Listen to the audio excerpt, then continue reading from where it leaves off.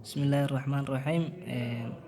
Waxaan ka shaqeyn doonaa ama soo gelin doonaa waxqabadka page-ka 107 ku qoran iyo layligiisa oo asna ku qoran page-ka 108. Okay, qaybta ba waxqabadka qaybta ba ta iyo ja ayuu ka kooban yahay. Marka qaybta ba afiirno ya loo geeyay xa waxay la eg tahay 3. Sidoo kale ya waxay la eg tahay 2 xa oo laga jaray 2. Kana ka shaqeynana marka aan furfurno. Okay, ya loo geeyay xa waxay la eg tahay 3. Sidoo kale ya waxay la eg tahay 2 xa laga jaray 2. Ya qiimaha liisii marka qiimaha ya liisii waa 2 xa laga jaray 2.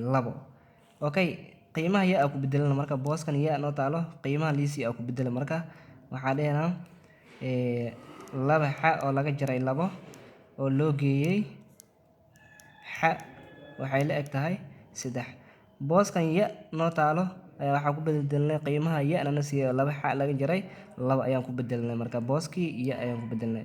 Kadib waxaan sameynaa 2 xa oo laga jaray 2 oo loo geeyay xa waxay la eg tahay 3 banaanka keenana. Kadib inta hala oo qarsoon hal marka inta ku dhufto saana ay soo baxayso marka 2 xa laga jaray 2 oo loo geeyay xa waxay la eg tahay 3. kadib waxaan fiirinaa marka qiimayaasha xa waxay wataa isku geenayna labadan isku darayna marka 2 xa oo la geeyay hal xa waa 3 xa oo laga jaray 2 waxay la eg tahay 3.